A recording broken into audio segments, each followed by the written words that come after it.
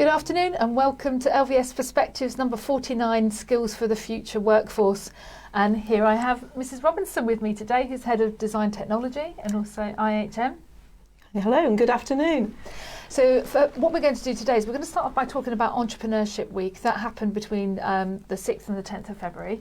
And I'm going to pass over to Mrs. Robinson in a moment to talk us through what happened that week and why we've done it. And then we've got the lovely WoW panel here today who will introduce themselves, and we will kickstart with some questions about entrepreneurship and the skills for the workforce of the future. And then if you do have any questions, please send them through on the chat to any of us as we go along. This is a really big topic, a national focus at the moment, and we like to think that we're slightly ahead of the game. So over to you, Mrs. Robinson.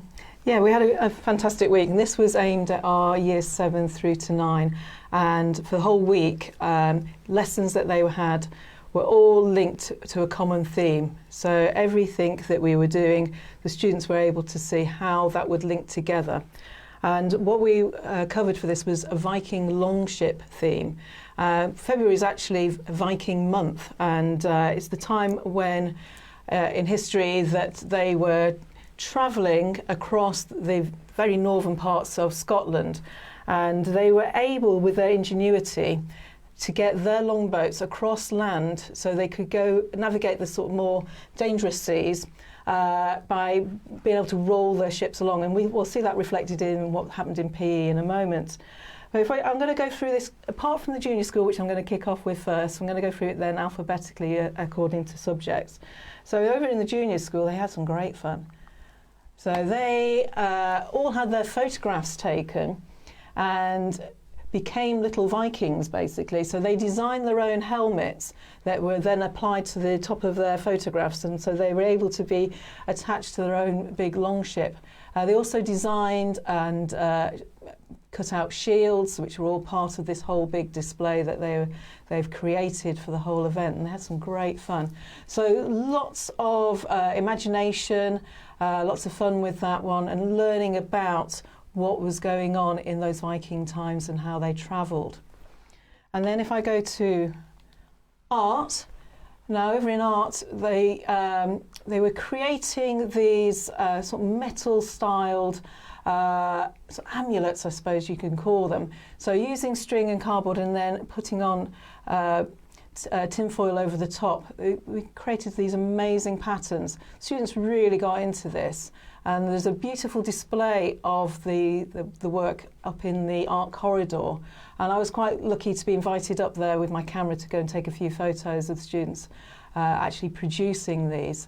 So it was a really active lessons that they had going on across years 7, 8 and 9.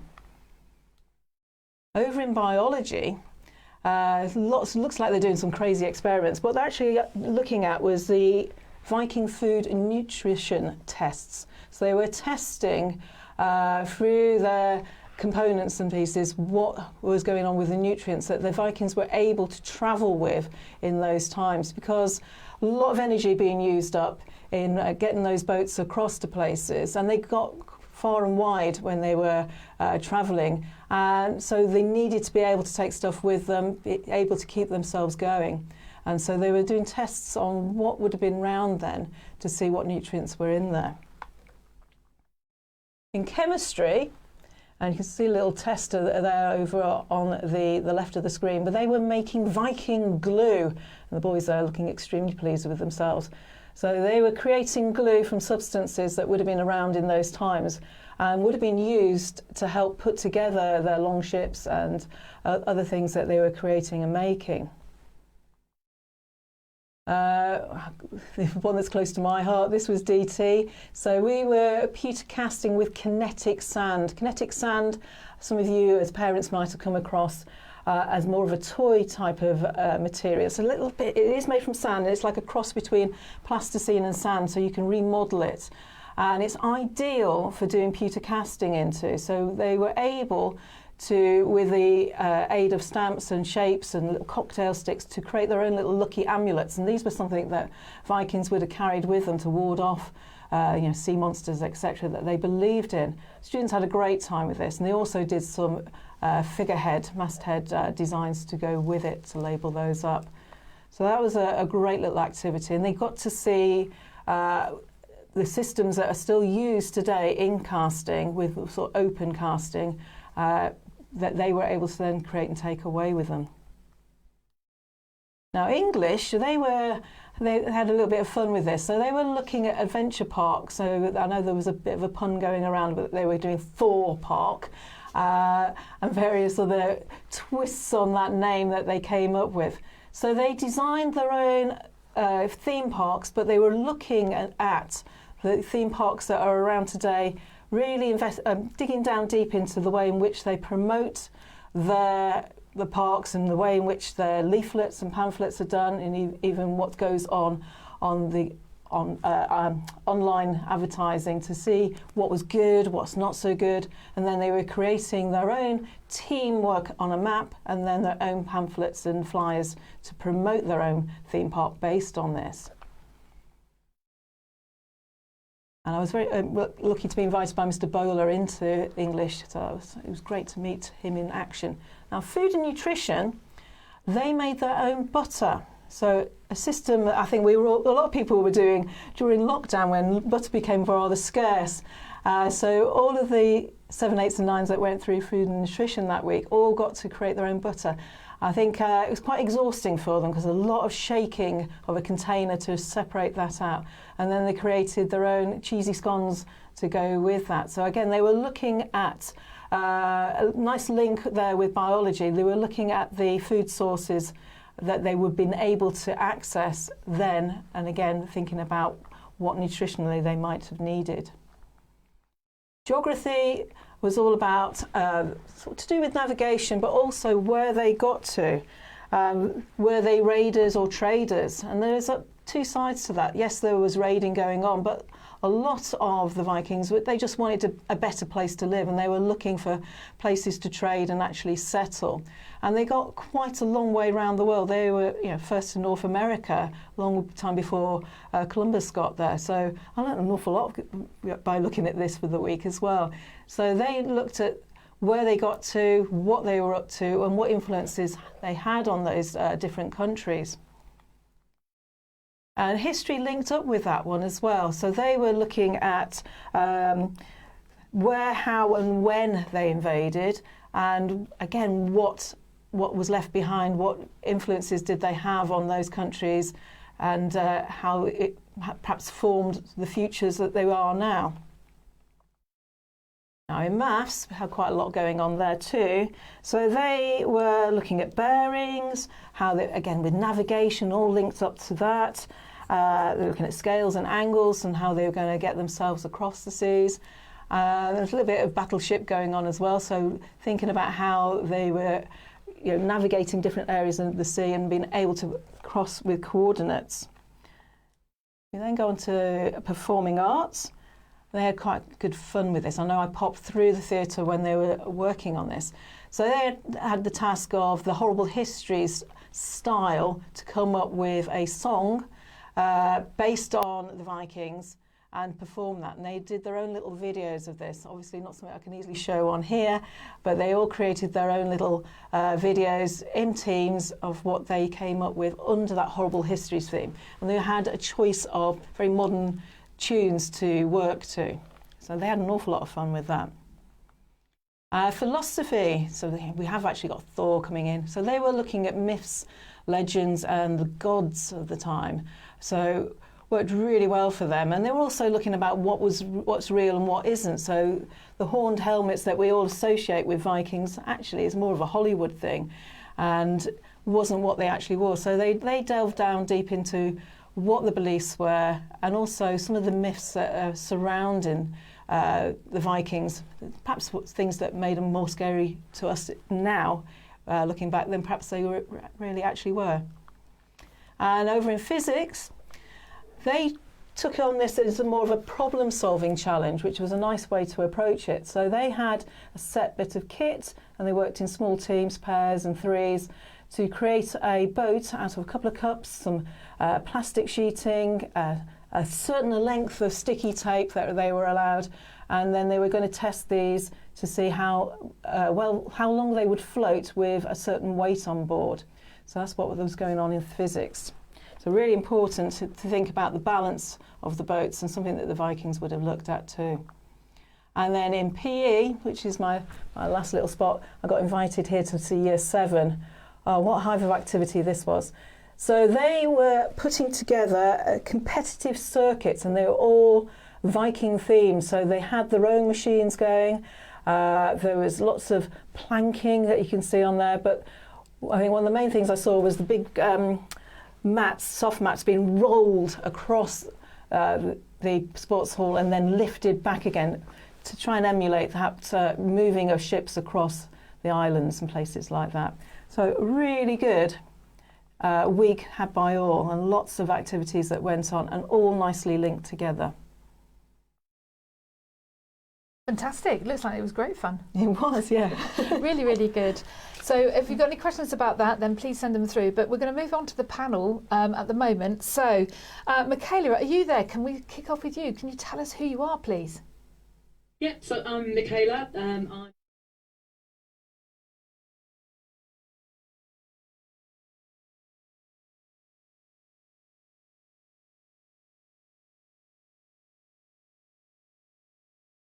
Jarmila. Hello, hi.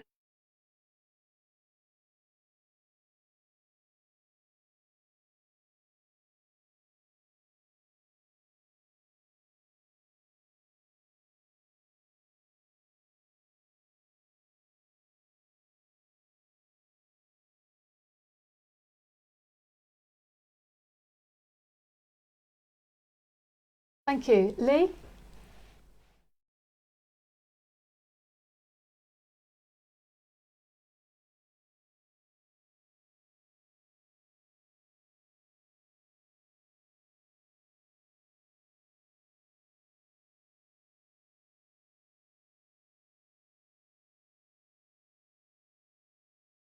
Thank you. And Shari? Hi.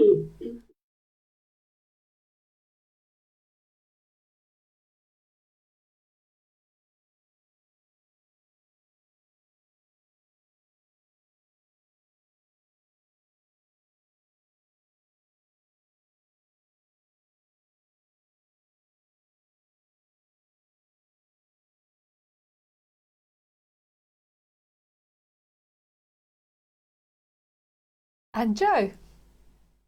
Hi, I'm Joe.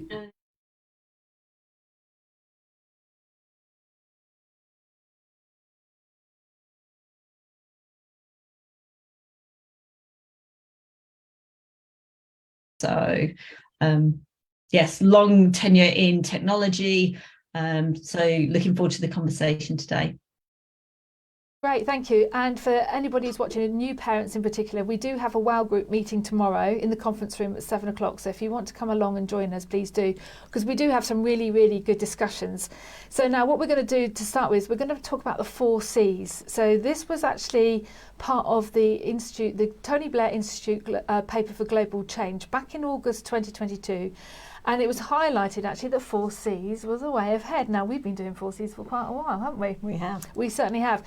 So my first question is, and if we could start with Michaela, and we'll go through that the same pattern that we've just gone through.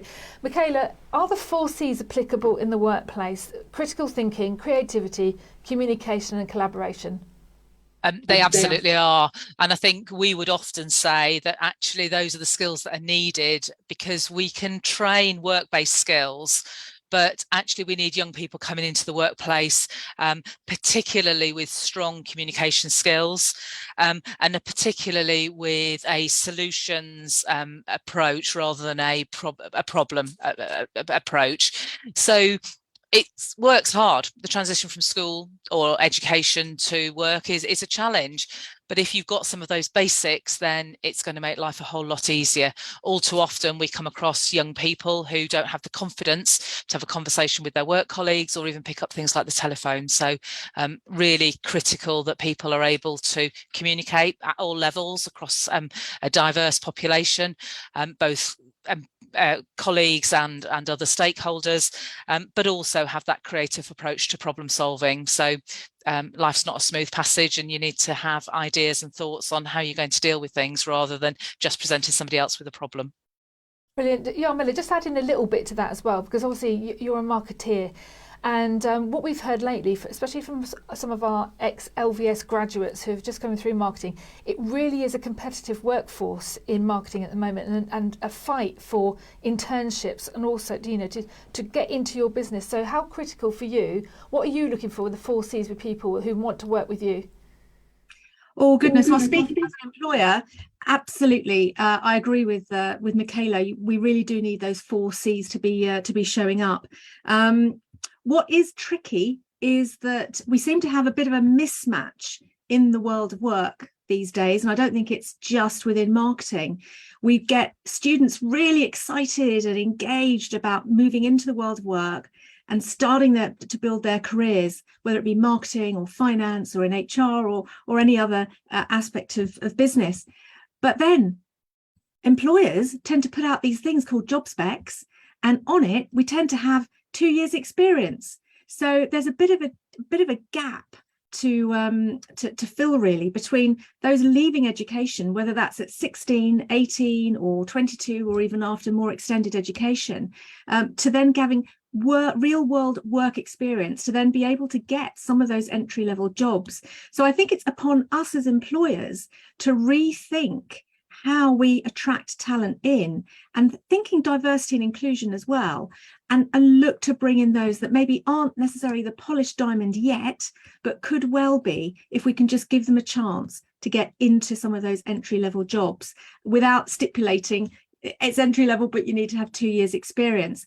But for that, I think if we can embed some work experience along the way, so that students going into work can actually say, well, they might not have had a full-time job already, but they've had experience. So they've shown up and they've learned and adapted and demonstrated that they've got those 4 Cs. So that might be a way to help those students to bridge that gap. But I think it's also upon us as employers to think differently about how we recruit. That's great. I think I would add. Sorry, Jo. No, I was just going to say, the thing I'd add into that, though, I think one of the things, when we talk about the 4 Cs, they're often the things that enable people to stand out from the crowd. So it's almost before they get into the workplace that having those skills to be able to, the way they show up in interviews, the way when they're, whether they're volunteering, whether they're on internships, they're sort of key things to actually almost to open the door, as well as once they're in the door to be able to be successful in a role, is actually be able to establish some of those skills sort of before, and even I think if you're going for university or anything else like that, more and more it's a competitive world. So again, being able to demonstrate some of those skill sets in those sort of early things, the things that they can learn in school environments, I think becomes more and more important. A couple of questions come to mind now with this one. So Leigh, just going on to, because obviously your HR is, where do you see, have you got examples where people have actually failed because of their lack of the 4 Cs? Well, absolutely. I mean, communication, let's pick up on that with what Michaela started with. I mean, we are finding people today, and some of this could be pandemic related, would rather come into a workplace. And to Jarmila's point, we hire people based on their competencies for the future. And if we're looking at experience, are we really finding the future talent that we need to be? And so I've seen people come in and not be able to go and have a conversation with a colleague. People are really struggling today. And that will, if you can't go and talk about a project, collaborate on a project, think out loud with your team and contribute and feel confident contributing, that's not setting people up for the future well. And so I have seen probably, sometimes the communication piece can really hold people back, or really maybe not allow the opportunities that they could really go into and shine. So it's really about how do we create those collaborative places. And I mean, the Viking week, I was just looking at that. It was all great. Okay, there's critical thinking, there's collaboration. So we need to really focus on then helping someone translate what they're doing in school to the real world workplace. And that's important. Thank you. And Shari, I mean, I know in your industry, when people come to work for you, they have to probably get through 2 or 3 layers of AI and these online tests. So how can young people actually get across those communication skills when they're actually talking to a computer? So the skills, we haven't figured out a way to measure the sort of communication and collaboration with AI. So the computer skills will just check off, the basics, like, are you educated? What sort of degrees do you have? So that's not too difficult to get through, but then we usually have assessment centres to measure the 4 Cs. So we'll put 50 graduates in a room, and this is where it really comes. I'm kind of the end of the tunnel where it then has to be applicable. So taking just, I could speak on the 4 Cs forever, but taking just collaboration and communication, as you go through education, it's kind of like, it's your degree, your exams, your projects. But in the workforce, it doesn't work like that. You can't work in isolation. There's only so much one Python programmer can achieve. You have to work in the team, because that is then part of how you're measured, how the whole team is effective. The tester, the person that deploys it, the person that supports it, the business analyst, the project manager. So it's not an isolated job anymore. It's, you have to function in your job every day as a team. So the collaboration and communication, especially, we just look for people who can read the room. Very simple skills, basic skills, empathy. Do you look at people and listen to them? Do I look at Jarmila and Michaela and Joe and Leigh, what everyone else has said? Do I build on that? Or do I just go off into my own little shell? So if you then learn to appreciate other people's skills, no matter what the skills are, then you can then build on that, work as a team, learn from others, and then that advances you later on as well. If you can learn everyone else's skills, you can then hire teams that have those skills and teach them. So it's all about being part of a corporate community.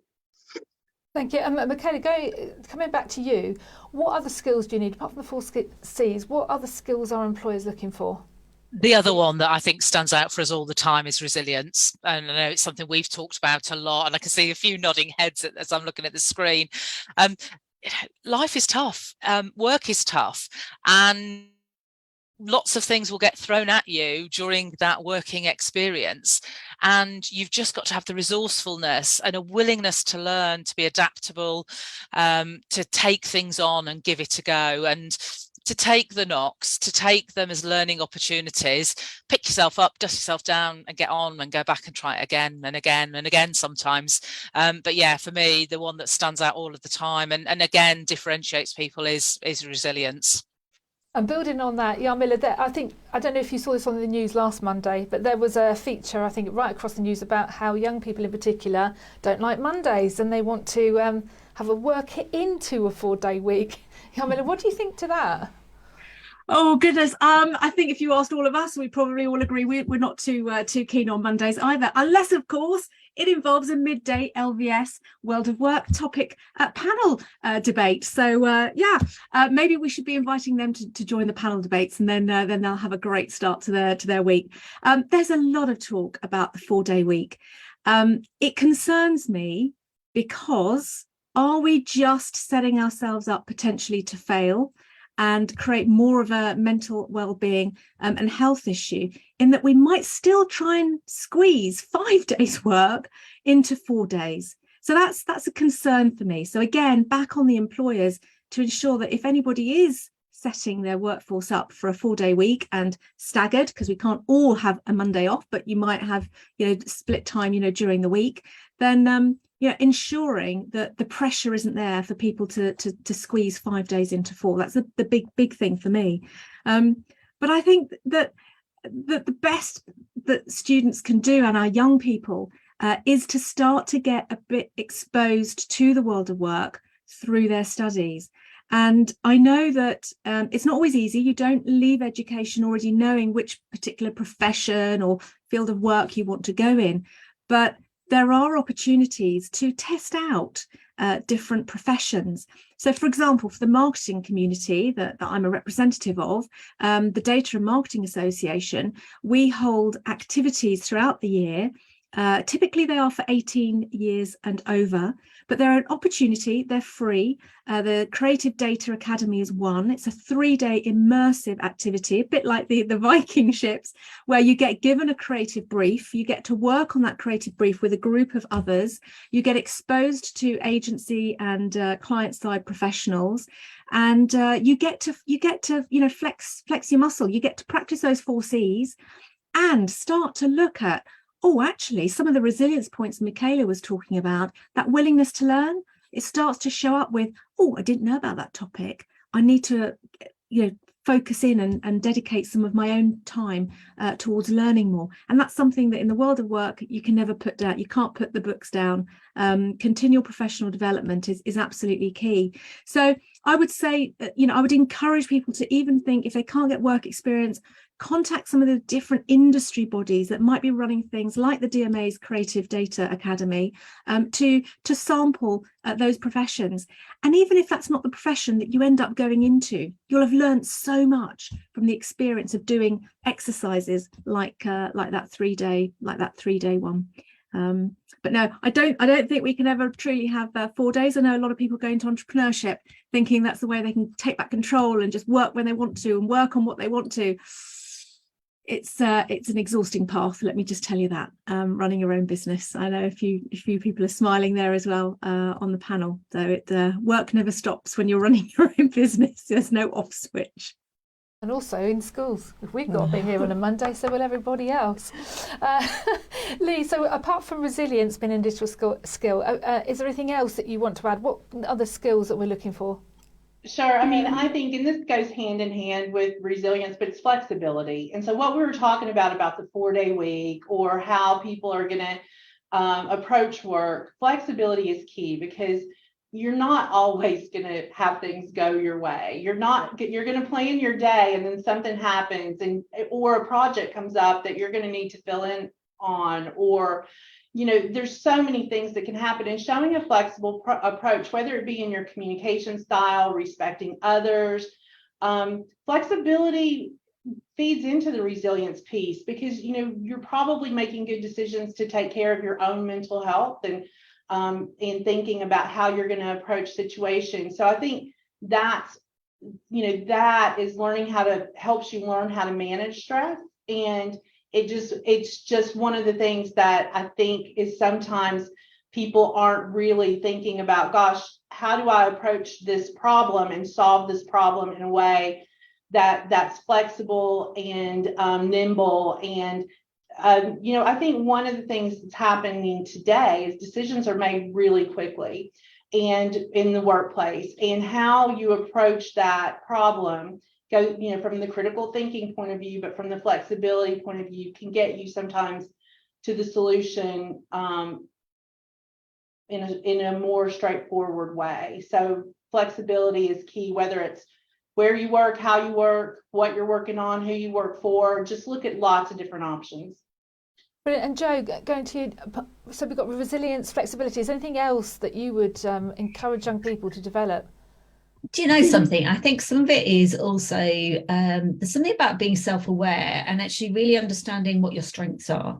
So with building on all of the things that have been said on the panel here, really understanding how you show up, and actually also where you've got a few gaps, but also where you're really strong. Because I think sometimes when we're younger, and particularly when we're not at our most confident, we probably are really aware sometimes of the things we're not very good at, but actually it's also being able to talk about the things that we are really good at, the things where we're really strong and we can bring something different into a workplace, again, is one of those things that I think really helps people stand out from the crowd.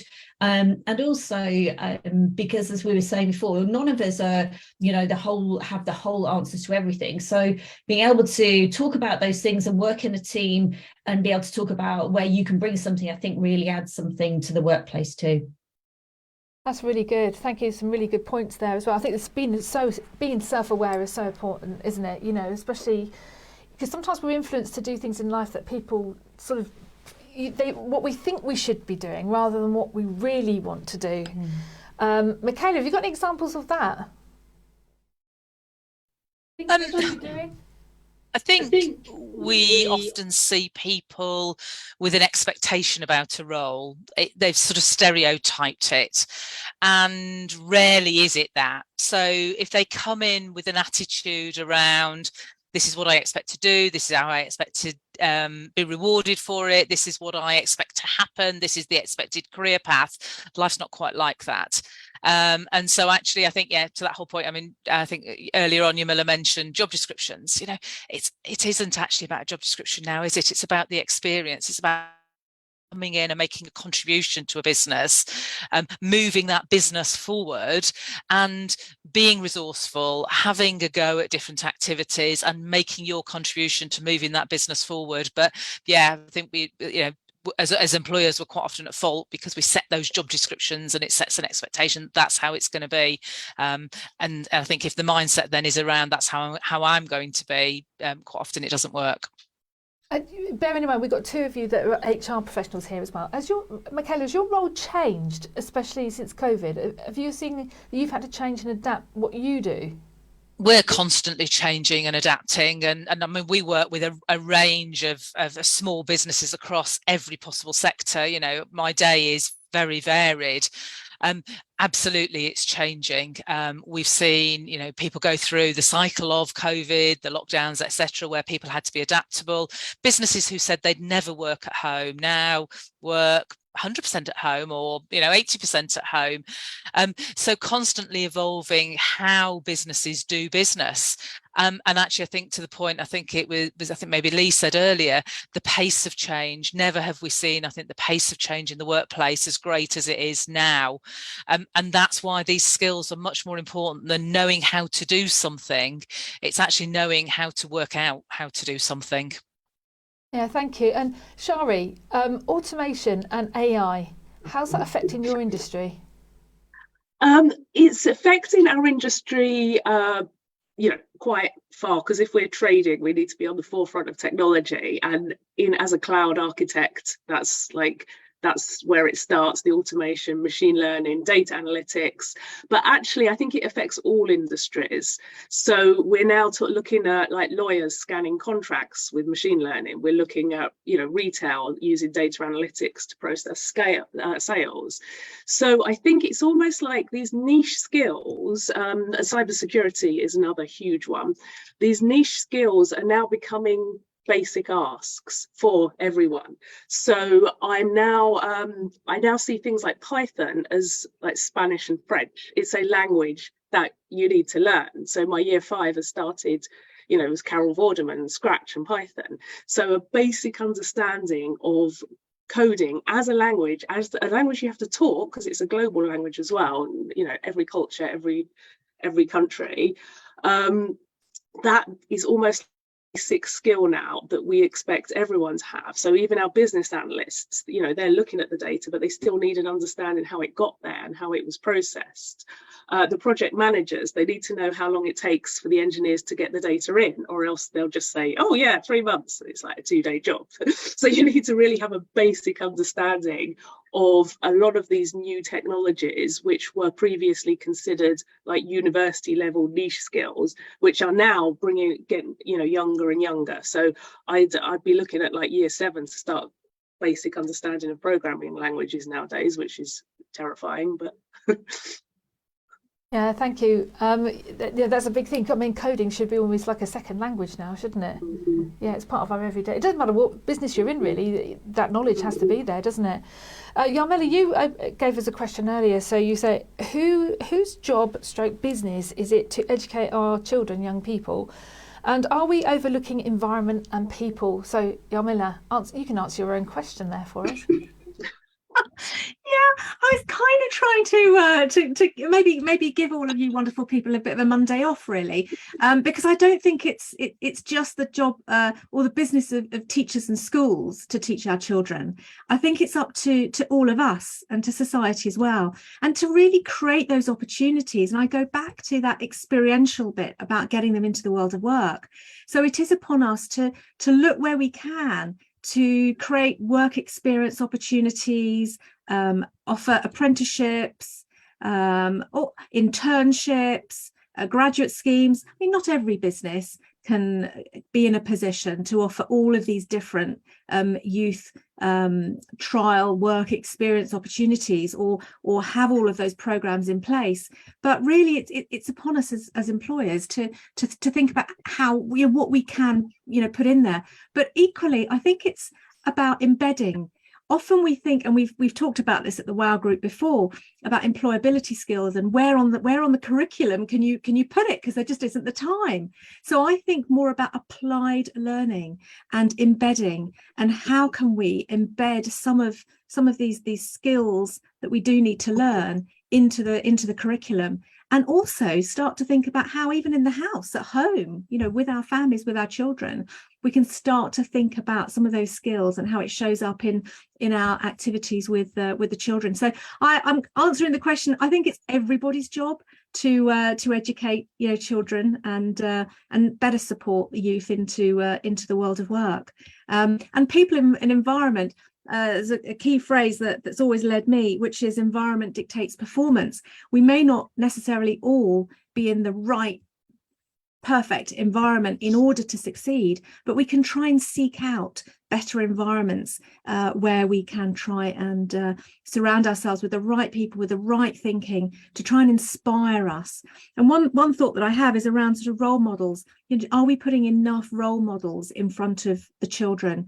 There was one report recently that sadly quoted 57% of young people in the survey couldn't name an entrepreneur that would inspire them into how they solve problems. They could think of business people that are there and making money, but they couldn't think about the new entrepreneurs of today that are there solving world problems, making profit along the way, which allows them to make more impact. So I think it's upon us to be more present, more active, and try and create those opportunities of learning, and not just at school. And the panel, you've got children in very different years. Some have left, some taking A-Levels, some taking GCSEs, some further down. Mrs. Robinson's got a couple of children as well, so I'm going to put you all on the spot. Okay, you can go last. All right, so you get that. Okay, so are GCSE and A-Levels fit for purpose? And we'll start with Jo. Oh, you've got to love being the first one, don't you, on these sort of questions. I think the answer for me is it depends. I think it depends on what people go into. I probably have hold of you mostly, which is we have to have a way of benchmarking, understanding. However, I also think in terms of really arming people for the world of work, for the majority of jobs that we do today, I think there are gaps. I also think one of the things that we are constantly all fighting with, and I suspect will be a big thing for universities, is the pace of which new skills are required aren't reflected necessarily in the courses that the kids are doing nowadays. So I think it's about how do we provide broader learning, I think, than just about learning facts and figures. And actually, that's the sort of thing that would be, for me, give, I think, kids a better foundation for going into the world of work than potentially GCSEs and A-Levels do today. We potentially narrow them down far too early. But that would be my general take. I think if you're going into academia, it might be slightly different. But I think for the majority of of jobs today, I think there's some gaps. Thank you. Shari?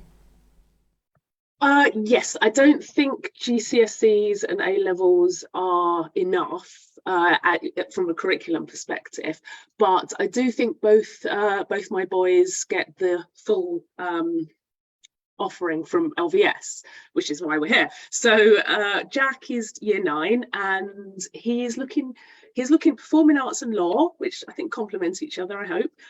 He's actually excelled where I am. There's nothing I can teach him. I tried to help him with history, philosophy, performing arts, not a clue. I'm like, he says, it's okay, mummy, you don't have to. I can't. He's beyond me. But he can get that outside the curriculum from chitty chitty bang bang, learning how to work as a team, learning how to communicate, creativity to the nth degree. It's a shame there's no law or GCSE, but there is debating. So he then can fill in the gaps with extracurriculars, and the debate club is fantastic.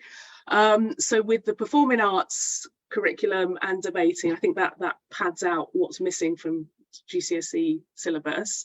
And then on, and this goes to Joe's earlier point on know yourself, because yes, you don't have to choose your career at, senior school level, but you do have to at least have a know yourself enough to know where you're heading, whether it's technology or law or media or whatever industry at least. So by then year 5 has gaps in, like I said, automation, machine learning, cybersecurity. He can do that. He's interested in it. And that's not in the curriculum. So we have extra, he's got Python coding books, and my cybersecurity friends help him out with this, that, and the other. So yes, there are gaps in the curriculum, but I do think like the Tony Blair report identifies them. So there's a lot of hope. And I do think LVS fills those gaps with all the extra activities and co-curricular clubs. Leigh, what do you think? Well, I want to just start to say I realize I'm in a privileged position to be able to have my daughter at LVS and be able to take part in all the activities we've talked about. I think clearly I have a different experience of education. I was educated in the US, so the way we approached high school was different. And it probably allowed for some of those more sports activities, things like that. But I think one of the things that we've talked about a bit on the panel is the change of pace in business and the change of pace in how we make decisions. And when we look at the curriculum and what's happened in the UK, I think we have to ask ourselves, has it kept up with that change of pace? And are we educating for the future? Not just educating for university, because there's going to be a lot of really important jobs in the future that may not require a university degree. I mean, one of the things that we're challenged with, and everybody's going to be challenged with, is electric vehicle technicians, for example. And, it's a very, we were looking at it and saying, gosh, this is a very flexible role, and it's not a dirty role. Like, you're dealing with electrics, not, the way we repaired cars or in an old-fashioned way. So that could bring in a new demographic, right? So I guess I'm just saying is, are we fit for purpose, and are we aligned with what's going to happen in the future? Thank you. Electric cars, yes, of course. Yeah, it's a big thing for the future. Jarmila, what do you think? I go back to the point where we're part of an ecosystem. We're part of a society altogether. And it's not enough to just have government and government policy dictating sort of education routes. I think when things work the best, it's when you've got everybody around the table, a bit like we're doing today, really. So if we can get government and business talking together about what's happening, that pace of change, because it's always too easy to get stuck in the weeds of where you are and not see what's really happening out there in the world. So I think if business can lean in and government can stretch out to them and have a joint conversation as to where is business heading? Where is society going? What are the skills we need for the jobs of the future? We often talk about we don't know what the jobs are going to be in existence in a few years' time when our children have finished education and into the world of work. Some of those roles, weren't invented. Certainly a lot of the social media type roles we have today, which are commonplace, they didn't exist when I was leaving university. So there's always going to be change. But I think what we have to do is we have to get closer, those setting policy, those setting curriculum, and those needing to actually take those people into the world of work, which is kind of the product from the education system, to be having that collaborative discussion so that the right investment can be put in the right places. So is it that we need much more investment in science? We may want to say, yes, we need more doctors and nurses, but then do we have enough places for them to study? We may not. We may create the places, but do we have enough of the teachers that can educate on those subjects? No. So again, it takes planning and forethought to ensure we've got all the pieces of the puzzle in the right spots, so that we can truly deliver on that. I don't know, we've had this conversation before, because obviously we were at the launch of the FinCap paper back in June, and then the Tony Blair Institute paper came out in August, which is two things very, very similar. And it's all very well having these wonderful papers, and it works and it makes sense, but it's like the business and the education sides are not talking to each other. But as you say, we've got a recruitment crisis, so we can't even get teachers into teaching, never mind be more innovative in the curriculum that we produce. Michaela, what do you think? Yeah, I mean, I think the exam system that we have probably has too much reliance on memory and recall, so it doesn't actually teach the skills that are going to be needed in the future. So I think a broader curriculum that allows for some functional skills development and some assessment of functional skills. And I don't know what the answer is, but we know that we don't do a good job today because we just remember things. We do a good job today because we adapt. We have the skills to think around a problem and come up with a solution that's fit for today. So yeah, I think somehow our education system's got to move away from a reliance solely on memory, and see a better balance with that functional skills piece. And Mrs. Robinson. I totally agree with what Michaela's just said there. My daughter is also in year 11, she's 16, and she's just completing her second run of mock exams. And I usually walk through the door and I get the barrage of this is so unfair. Why do we need to remember this by rote? Whether it's a whole series of poetry that she's reading for literature or languages or whatever it is. And then with the idea of bringing in that they're all going to have to do maths and English all the way through to 18, and she's winding her brother up about that because he's in year 8. It's going to really affect you. It's like getting her own back, but what they are currently doing is what we did. It's still the same. The technology has moved on, and we've now got the lovely screens, and we don't have to go to the library to look things up. We can instantly find answers, may not always be the correct answers, but the actual process hasn't changed. And as someone again said, careers change all the time. It used to be, and this is only a couple of years ago, they used to say that you would change career about 7 times. I think for our young people, it's going to be double figures because they don't know what they want to do. Also, that thing of the options side of things. My daughter didn't. She's only just starting to think about what she really wants to do. She's got an idea now. She's going down the creative route because I think she's taken after me. She's actually better than me, which is even better to see because she's got really into the IT side of things. But my son's got to go through that very soon. And again, it's just knowing what they need. He wants to get into computer gaming side of things. He's moved on, but does he really know what he needs to gain to get that? But learning things by rote isn't the way forward. It's that problem-solving skills. It's being able to talk to other people. I think somebody said very early on about being able to pick up a phone and call somebody. Our students can't do that. That's not their way. They text everything. What, talk on the phone? It's not for that. It's just like... I mean, the exam system, I took O-levels. Me too. And it looks the same as it did in 1983 when I took my O-levels. What other industry is still working in the 1980s, or even you could say 1950s. I'm sure, you know, I've got a brother and sister who took theirs in the 60s, probably exactly the same, and it needs to change. And I think the lovely thing about working in a school like LVS is that we can change and adapt our curriculum. We can still do the exam bit, as we proved with our Year 11 maths results the other day, which were outstanding. So what I'm going to do is going to go around one more time, a piece of advice from each of our lovely panel for the future, starting with you, Michaela. Sorry.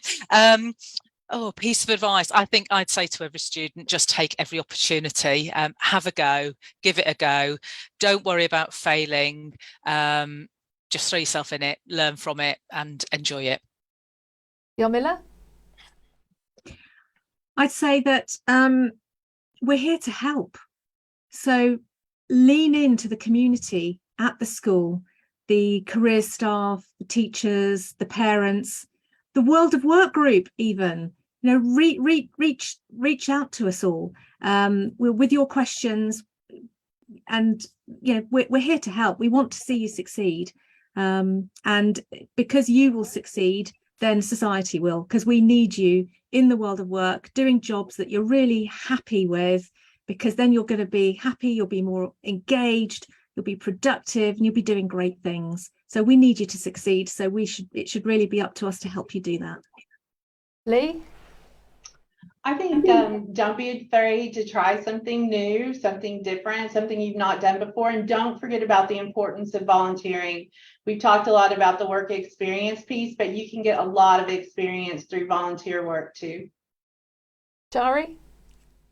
Actually, I'd say two things to take away. Firstly, nowadays it's not what do you want to be when you grow up, it's what careers do you want to balance when you grow up. So you could be like on stage on the weekends and in court on the weekdays.